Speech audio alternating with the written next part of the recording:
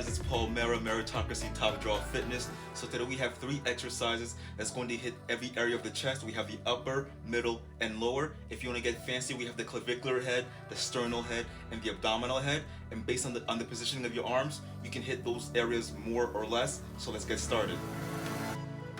Before we start with the 3 main exercises, we're gonna warm up the chest first. Now you can't hit any kind of chest day or do any kind of chest day without doing some kind of bench press. So right now here I'm doing, some barbell bench presses. I'm not going heavy, I'm going light. I'm just trying to warm up the chest first before we get to the main exercises. If you want to do a dumbbell bench press, if you want to do some push-ups, that's okay too. And then for these warm-up sets, me personally, I like to do between 3 to 5 sets, no more than 12 reps. Just again to get that chest warmed up and ready to go for the main exercises. Now these 3 main exercises are all going to be in one place. They're going to be at the cable column, so there's no need to be moving around the whole entire gym. So when you go to the gym, set your gym bag down, mark your territory, and you're all good to go. So that first exercise is going to be a chest fly, but it's going to be from a horizontal position.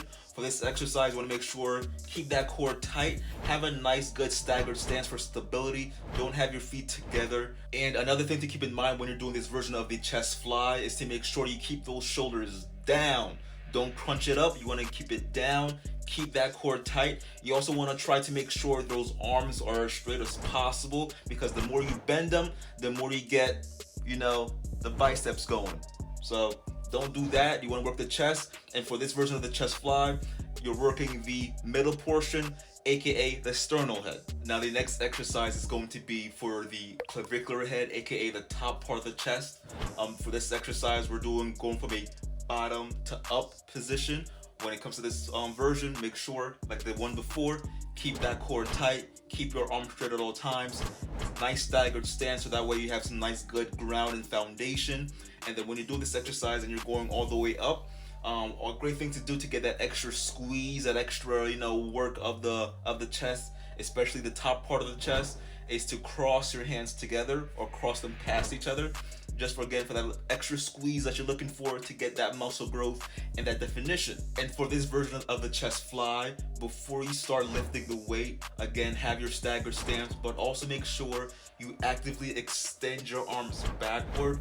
What that does is it kind of gives a little bit of a stretch on the chest slightly, but also the farther you extend back and then go up, the more the weight is traveling, which means the harder you're working, which means the more tension, which means more muscle. And if you're looking for more muscle, make sure you actively extend that arm back more than it would naturally do. Now the next version of the chest fly is going to be for your lower chest, aka the abdominal head.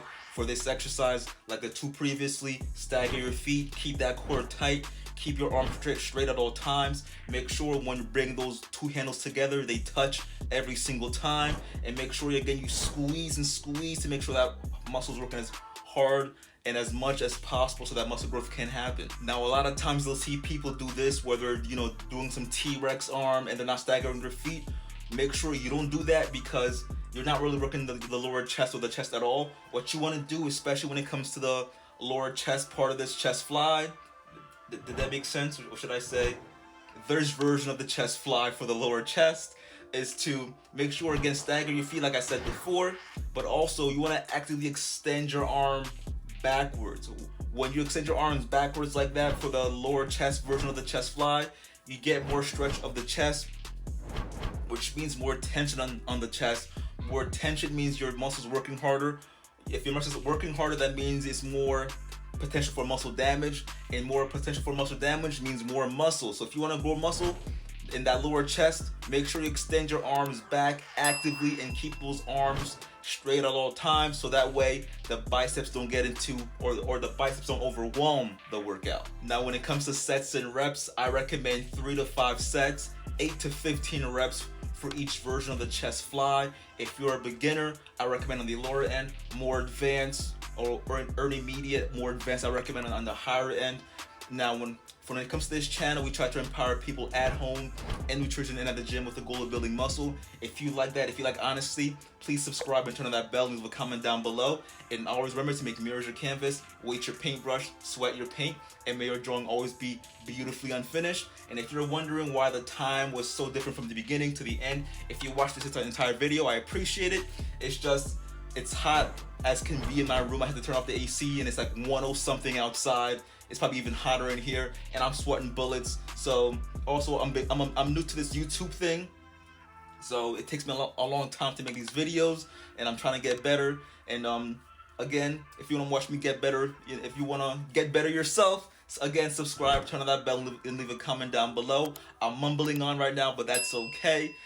Take care and always remember, again, as I said before, make mirrors your paintbrush. Make mirrors your canvas, weight your paintbrush, sweat your paint, and may your drawing always be beautifully unfinished. And if you want to watch more videos to get, those body parts looking right, there's one in the top corner. And have a good day.